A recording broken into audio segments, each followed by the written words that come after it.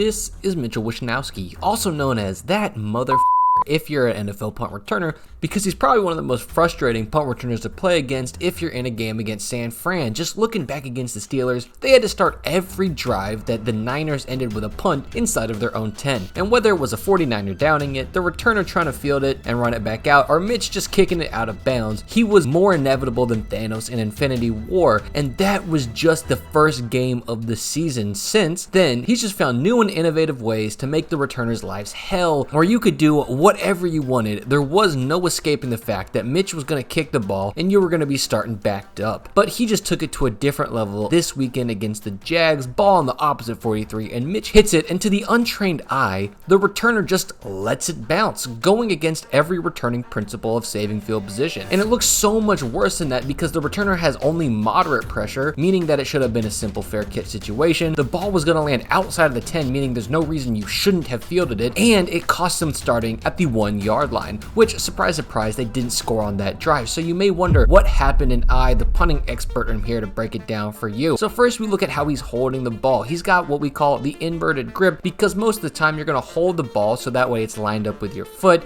so you can either hit a spiral or drop the nose to give it that famous backspin you probably hear announcers talk about.